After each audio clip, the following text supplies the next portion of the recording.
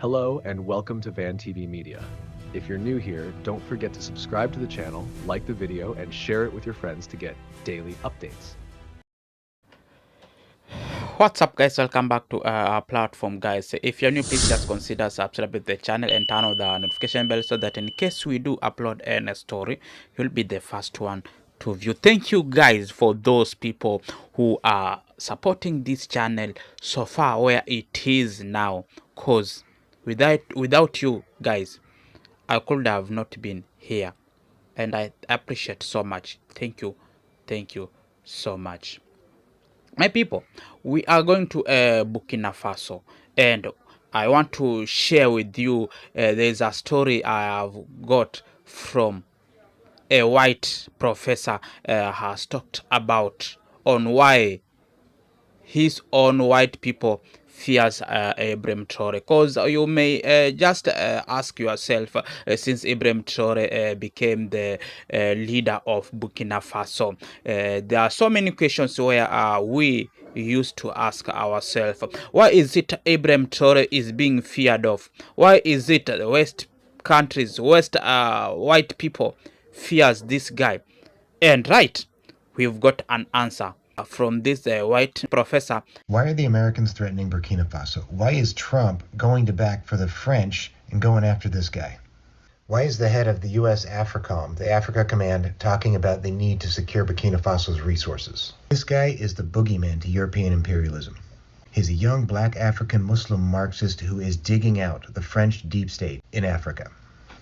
The French have a very effective deep state in Africa. Through the banking system, through fake ownership of the natural resources of Africa, they have been able to maintain economic and political and military control over much of their former colonies. Most of the wealth of France is still stolen from Africa. The gold that fills their banks, the uranium that powers their metropolis, all of this is looted from Africa. When they pulled out, they installed a deep state with corrupt rulers that they could pay off in order to get resources for practically nothing. And Traore is ending that system. He was forged in the reality of Western-backed insurgency and Western economic warfare and propaganda. Because, today the fight for freedom is not just waged by armies anymore, but by narratives and by resource policies and by alliances and by collective sovereignty.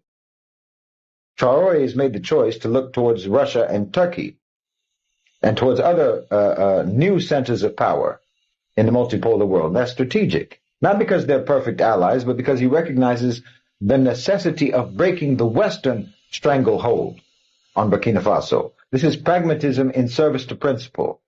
This, again, is the methodology of Middle Nation. It's engagement without submission, cooperation without subjugation. It's trade-offs without selling out. He also understands, crucially, that Africa's liberation cannot be rented from outside. It has to be rooted in the reclamation of Africa's own wealth. His moves to exert control over Burkina Faso's gold, building indigenous defense capacity and food sovereignty, these aren't just political decisions. These are acts of civilizational self-respect. It's a declaration that Africa's children will no longer be bled dry for the enrichment of Western imperial capital. We see Ibrahim Traoré as a brother, not simply because of his faith, but also because of his fight, because he embodies the spirit of the Quranic guidance to stand firmly for justice, even if it is against your own selves, even if it is against those who are in power, and even if it is against the odds. Burkina Faso isn't just a battleground today for the Burkinabe people. It's the front line in a global struggle for liberation. What Ibrahim Traoré is doing is echoing in the Sahel, in Niger, in Mali, across Africa, across the Ummah, across the global south, and across the world. Every oppressed people around the world can now look to Burkina Faso and to Ibrahim Traoré and say liberation looks like it's actually possible. But obviously, the global order trembles at the prospect that anyone is going to follow his example. They're afraid of his courage and his clarity and his defiance in the face of Western power and Western threats. And they should be afraid of that. They should tremble because they know the jig is up. But we know that when they get scared, they get dangerous. And Ibrahim Traoré is under severe threat. There's already been something like 20 attempts on his life since coming to power. They just stopped a coup from happening last week, organized by the Americans and by the French. right there in the French embassy. Because a free Africa is just something that that old wolf can't take. You know, they've been keeping Africa in the past for so long that they know that if they let Africa get away from them, then they're going to be the ones who are consigned to history. The chains that have been holding Africa down all this time are also the only things holding the West up. So now America has said that they want to arrest him. You know, they've already tried to take him out more than once, like I said. Now they're trying to smear him.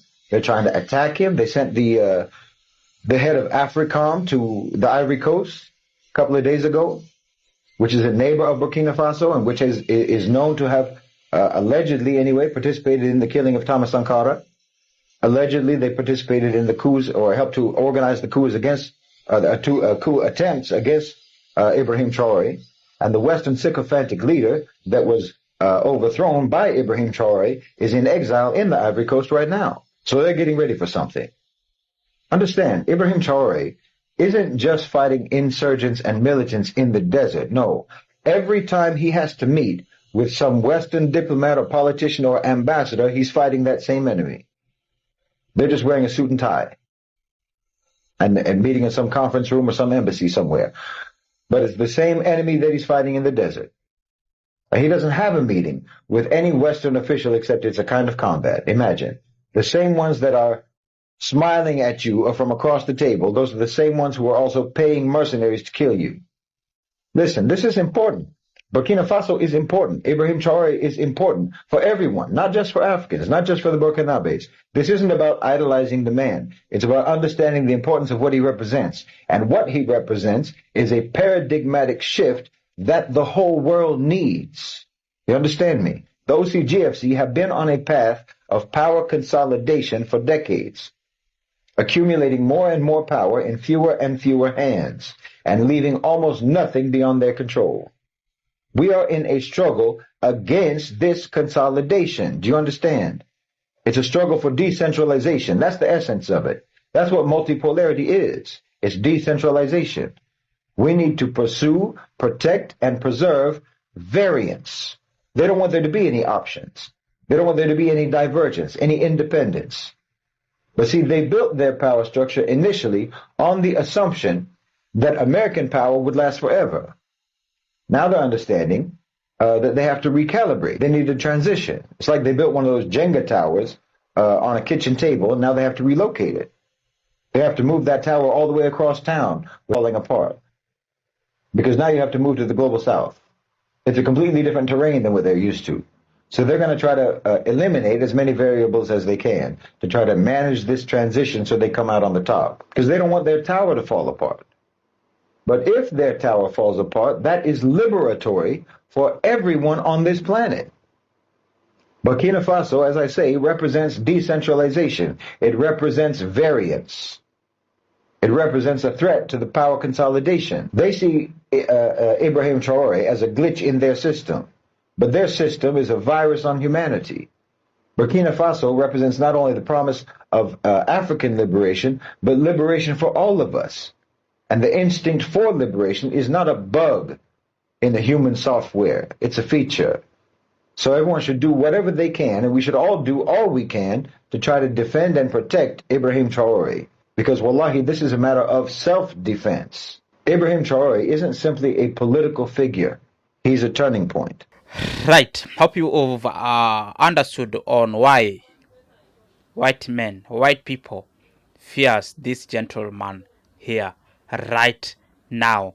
You see, there's so many. We have 52, we have 54 countries here in Africa, but these white men, they just think of about Ibrahim Traore. Since the Ibrahim Traore, because you know Ibrahim Traore got the leadership through coup, but these people are just looking upon Ibrahim Traore.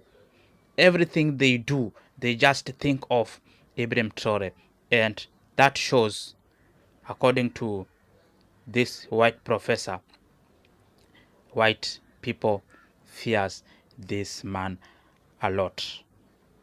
Let us come to Ibrahim Traore. Remember, Ibrahim Traore got the leadership through Oku, and you see the president who was there in Burkina Faso. Whenever you compare the president who was there in Burkina Faso and you compare to the Ibrahim Traore, he's the leader of Burkina Faso right now. There are some of the different things that has made most of the people here in the Africa and the rest of the world have decided to back Ibrahim Traore. Because you remember, you saw the other time where people came up in large number protesting on after Michael Langley said things which were not good to Ibrahim Traore. You see, Ibrahim Traore, since he came to the leadership of Burkina Faso, we've seen some of the changes that are happening in Burkina Faso.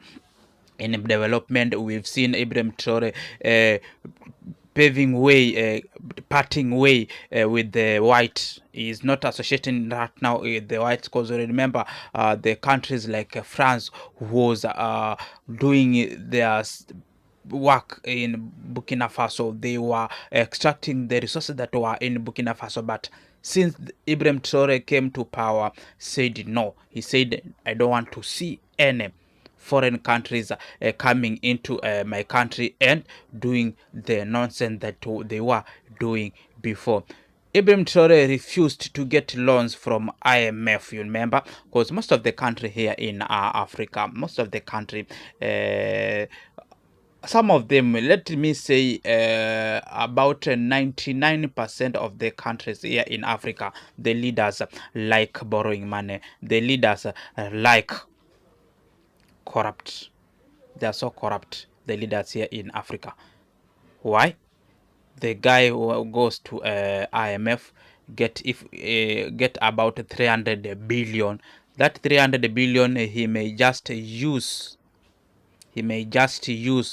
Only small percent of the money to do some of the mere development, and the other money put into the pocket. The spirit this is the spirit which is not in Ibrahim Traore, and this is the spirit that Ibrahim Traore said no, and also he went on paying the loan that was there in the country of Burkina Faso, the debt that was in Burkina Faso. He said that I want to clear this and continue with my work without getting any loan from any institution. And that is a stand of Ibrahim Traore that made the African the white people to say, this one no, this guy is no, this guy will not allow to work with him. So that's why you see they are fighting him each and every day. They are trying to do this, they are trying to do this. Whenever you wake up in the morning, you will get some of the terrorists are attacking Burkina Faso. Whenever you wake up, you see some of the conferences are being held in those West countries. You see Michael Langley saying this and this. You see who saying these things. You see Trump saying this about Ibrahim Traore. So this is what these white people are fearing Ibrahim Traore, and this is what Ibrahim Traore is showing the world, that without white people, Africa can go on. Without white people, without West, African will grow. And these people, the white people, don't want Ibrahim Traore to share that spirit to other countries here in Africa, because they know Ibrahim Traore is becoming the most powerful man here in Africa, and whatever Ibrahim Traore will come out and say to other leaders in Africa, definitely they will follow him. And after those leaders here in Africa follows Ibrahim Traore, it is the end of the white. It's the end of the white people. It will be the end of those countries that you see are rich, those countries that you see they are to be depend on for the development here in Africa. A small thing we've heard Ibrahim Traore did. Ibrahim Traore said that I don't want to associate with France. See what is happening in France right now, because most of the things that were most of the materials that were doing, that were taken to the industries or the companies in France, some of those materials were coming from Burkina Faso. And good luck, you see, Burkina Faso has so many resources, so many minerals. Whenever you want gold, whenever you want uranium, and Burkina Faso is the good place, is the fertile place that grows cash crops. Every cash crops that you see here in the world, whenever you get to Burkina Faso, you will find they are doing well in Burkina Faso. So everything that is there in Burkina Faso is best to the people of the West. Everything that is in Burkina Faso, white people admire to own them. So that's what you see. That's how you see people from West are trying to fight this guy. And white people need to see a leader whom, whenever they say something, whenever they command something, they need a leader who can kneel down and praise them. Like here in Kenya, like in Ghana, like in Nigeria, like in Cameroon. So many countries here in Africa, they usually kneel to the white. For example, whenever you see here in Kenya, you get to see the leader from the white coming to Kenya. You may find even the road, there are so many jam where you ask, wow, what's happening? What's happening? It's like God has come to Kenya, but not God. It's just a person came from United States, just a person came from France, just a person came from Netherlands, where whom we are just taking it like a big. So these white people fears Ibrahim Traore, and they don't want to see Ibrahim Traore being the leader of Burkina Faso. You see, Ibrahim Traore is spreading unity in Africa. We know Ibrahim Traore, whenever is still spreading what he is spreading, you will see most of the country coming down and supporting Ibrahim Traore. Because just see, after Ibrahim Traore, we saw Mali, we saw Niger. These three countries are a headache to the West. These three countries are a headache. They also decided to not to work with ECOWAS and decided to make their own group to assist for themselves, because they saw ECOWAS is full of shit. ECOWAS is being controlled by whites. The leader of ECOWAS doesn't want to see any advice from from the African leaders. He usually gets the advice from the West. Think that Ibrahim Traore said no, we can't associate with ECOWAS. Let us get our ESL.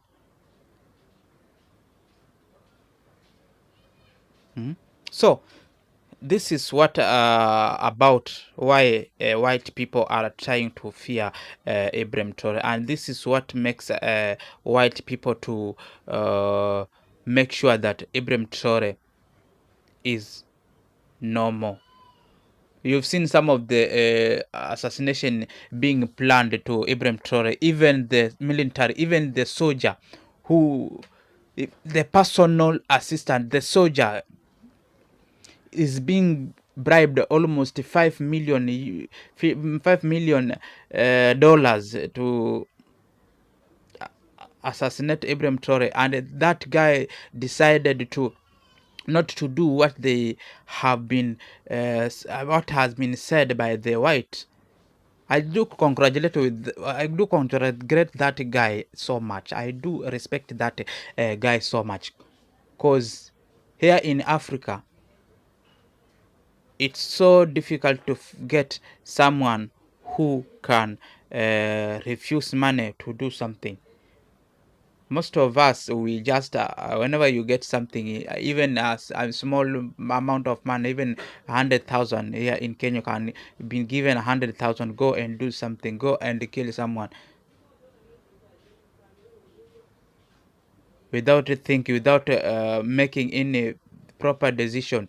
You'll just go on and doing something by not asking yourself, will this money sustain me the rest of my life? So we Africans, we are supposed to protect this guy. We are supposed to make sure that this guy is the one being protected here in Africa. This guy, whenever we wake up in the morning, those people who are in churches, those people who are in a mosque, the Muslim, the Christian, whatever, each and every morning we are supposed to pray for this guy to prosper with this decision of liberating Africa. And guys, let us meet in the next episode.